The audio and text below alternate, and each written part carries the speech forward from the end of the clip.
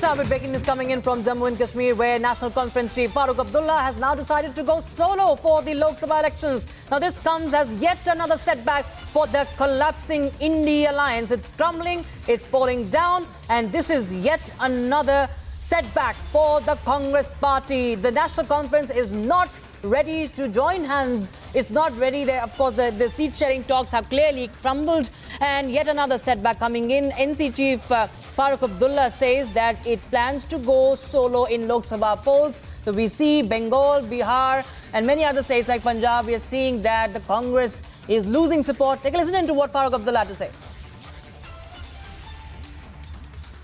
What about seat sharing? कल शायद Omar Abdullah India alliance के हवाले से शायद बात कर रहे थे. देखिए, जहाँ तक सीट शेयरिंग का सवाल है, मैं एक चीज़ आपको क्लियर करना चाहता हूँ.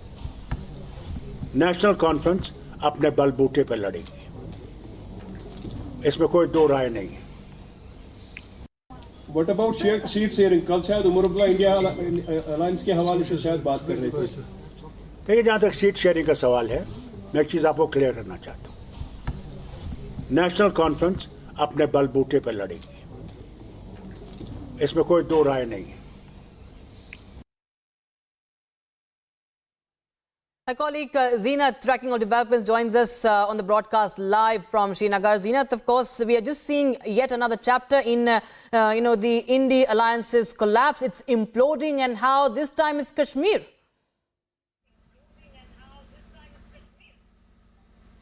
Oh, of course, we are seeing a setback to INDI Alliance now coming from the Srinagar. In fact, the NC Chief Farooq Abdullah and the Member Parliament of Srinagar has announced that they will fight on its own strength, and he has completely ruled out any pre-poll alliance. We have been seeing the way the INDI Alliance is fragmented in different parts of the country. Now, another setback is coming from the Jammu and Kashmir, where NC Chief has made it quite clear that they are not going for any pre-poll alliance. Rather, NC will fight on its own strength. And this is a big news point coming in, and a setback to the INDI Alliance, where we have seen a lot of meetings being done by the opposition to eliminate or to take BJP out from the different states. But now, seeing the way these INDI parties are working and the defragmentation is taking place in other parts of the country, now National Conference Chief has also decided that NC will fight on its own strength. He has announced this while talking to reporters here at National Conference headquarters in Wai Subu,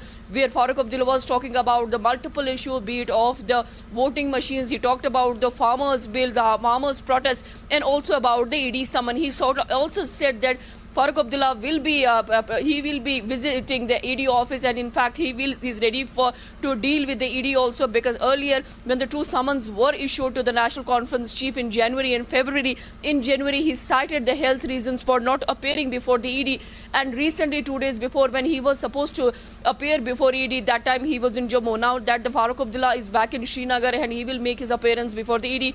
But yes, a big setback coming to the INDI Alliance in the country, where National Conference Chief and also the Member Parliament from Srinagar has announced that the NC will fight on its strength and they are not going to any pre-poll alliance. So we are seeing a setback to the INDI Alliance, and from Jammu and Kashmir, the election fever is brewing up.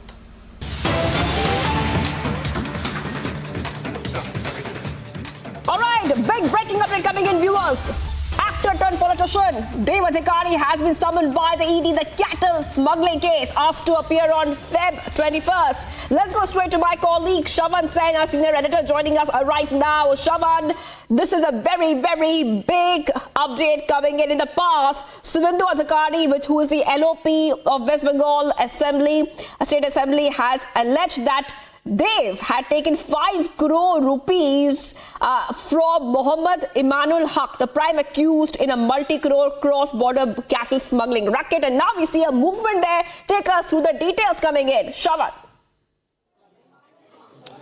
Well, actor-turned-politician Dev Adhikari has now been summoned by the Enforcement Directorate. He has been asked to appear on the 21st of February here in the national capital. The matter is being probed by the Enforcement Directorate's headquarters here in the national capital.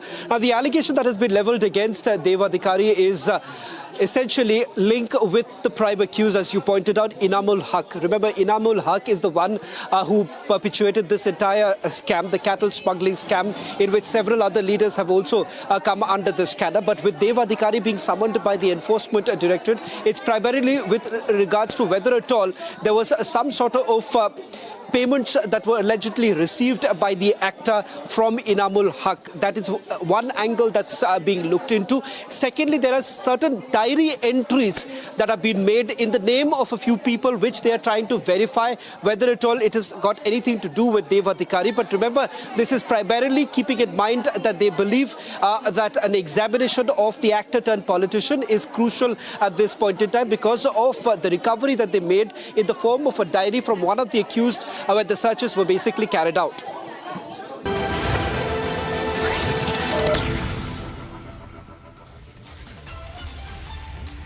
Viewers, we'll have a breaking of Shivangi Shukla getting you the latest coming in, and we're getting some breaking updates at this point of time. What we can tell you right now, this is just coming in. Darshan Hiranandani has been examined by the CBI. That is right. A big update coming on Republic TV. And as we can tell you that huge update, Darshan Hiranandani has been examined by the CBI. And that's what we're learning of right now. Big breaking updates on this. And this is coming in, viewers. As we have been reporting about the link that Darshan Hiranandani has with the bribery allegations against Mahua Moitra. If you go take our viewers, Shravan, through exactly what we can expect next, Darshan Hiranandani has been examined, and this is in relation with the cash for query case, it looks like. Well, Shivangi, the latest details now coming in. Cash for query first on Republic. We can now confirm by way of sources within the Central Bureau of Investigation that Darshan Hiranandani, businessman Darshan Hiranandani, has now been examined by the Central Bureau of Investigation. In fact, not once, but twice, we're being told that he has been examined in the cash for query scam.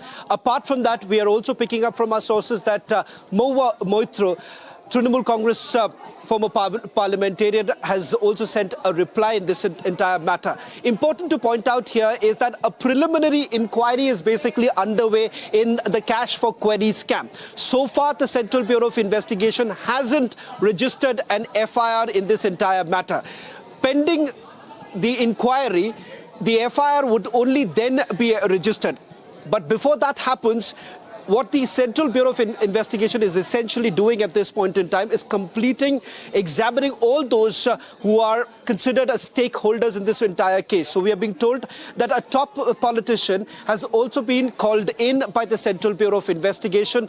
His name has surfaced during the investigation or during the inquiry that has been carried out by the Central Bureau of Investigation. Now, it's important to point out here is that an affidavit has been submitted by Darshan Hiranandani before a court is what we are picking up. In fact, not just Darshan Hiranandani, Jay Anant Dehadrai has also submitted an affidavit before the court, has also appeared before the Central Bureau of Investigation. So certainly the inquiry is gaining momentum. Remains to be seen when exactly will the Central Bureau of Investigation complete the inquiry and thereafter register an FIR in this case. If at all an FIR is actually registered by the Central Bureau of Investigation, then remember there's a high possibility that the former parliamentarian, Trinamool Congress parliamentarian, could be named in that particular case. Now, let's take you through what are the allegations that have been leveled against the former parliamentarian of Trinamool Congress. Allegation number one is that whether at all there has been some sort of a quid pro quo. Questions that were basically asked by the former parliamentarian on the floor of the parliament were at the behest of businessman Darshan Hiranandani. Remember, the Ethics Committee also submitted a report before the Lok Sabha Speaker in which after a thorough examination, they leveled this allegation that the MP portal was actually accessed by Darshan Hiranandani. In fact, not once, multiple times. Logins have happened over 40 times is what we are given to understand. And that was not just from India, but also from outside. So that's where the question comes in, whether at all there is a breach, a security breach. Remember, these are allegations that have been completely been refuted by Mahua Moitra. She says that, there were no protocols that were essentially laid as far as the login from the portal is concerned. But what's very important to point point out here is the fact that whether at all certain gifts were actually given by Darshan Hiranandani to Mahua Moitra, because that's another allegation that has been leveled against Mahua Moitra, because in the first affidavit that was given by Darshan Hiranandani, he had made a mention of the fact that there were expensive gifts that were given to Mahua Moitra. Was this in lieu of questions that were asked by Mahua Moitra on the floor of the parliament or not? Remember, that becomes a basis for this entire investigation, whether at all there is any sort of quid pro quo or not. Because remember, these are serious questions, because large number of questions that were basically asked by Mahua Moitra on the floor of the parliament were pertaining to a business conglomerate who happens to be a direct sort of rival to Darshan Hiranandani's company. That is the reason why the question really comes up. Was this being done for some sort of a motive that was put across? So all this put together, what's very important to point out is that it does seem more trouble for the former parliamentarian, with a reply now being examined. If at all there is a merit in this particular case, the CBI will thereafter register an FIR. All right, so what we see is a big deal coming in. Shravan, if you could take our viewers through exactly what the history has been when we talk about Darshan Hiranandani. Just take us through, in the entire episode which took place. Mahua Moitra, ethics panel, and the serious allegations which really questioned the integrity of Mahua Moitra as a member of parliament back then. It's a very, very huge story we covered here on Republic TV.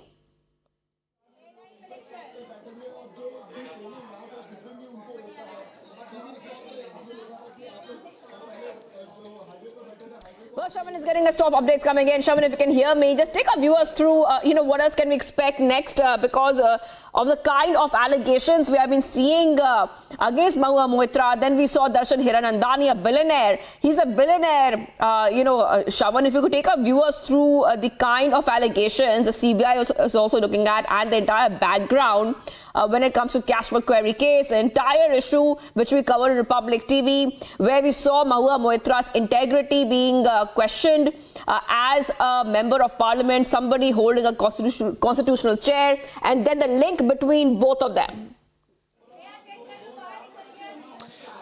Well, as far as the CBI is concerned, in the preliminary inquiry, all that they are concerned is whether at all there has been any quid pro quo, whether at all the former parliamentarian has received some sort of kickbacks, and was there some sort of a motive behind asking these very questions on the floor of the parliament. That forms one basis of this entire investigation. Now, whether at all there have been some sort of a security breach, that may not really come into the domain of the investigation that is being carried out by the Central Bureau of Investigation, or perhaps may not be the top priority for the Central Bureau of Investigation, but that is something that would be decided at a later stage. Now, the preliminary inquiry perhaps is going to take some more time. Once it is completed, remember, that's when the FIR is actually registered by the Central Bureau of Investigation. That's a procedure that is generally followed by the Central Agency before an FIR is actually registered. Now, this is based on the report that came in from the Lokpal, asking the Central Bureau of Investigation to look into some of these allegations that have been leveled. We're being told that the Central Bureau of Investigation had also got in touch with the Lok Sabha Speaker's office seeking a report of the ethics committee, is what we are being told right now. That report has been submitted to the Central Bureau of Investigation. They are looking into all these allegations that have been leveled. A quick recap of all that we know so far in terms of the allegations that have been leveled against Mahua Moitra. That is about asking over 60 questions on the floor of the parliament against one particular business conglomerate, and it turns out that these are questions that were not drafted by the parliamentarian herself, but rather Darshan Hiranandani, who happens to be an arch rival of that very business conglomerate. So that is the reason why questions were basically being raised about propriety, whether at all she has flouted certain rules, whether at all she has received certain gifts, expensive gifts, in lieu of the questions that she had asked on the floor of the parliament. Remember, these are allegations that have been leveled against her. The former parliamentarian has actually refuted all the allegations that have been leveled against her.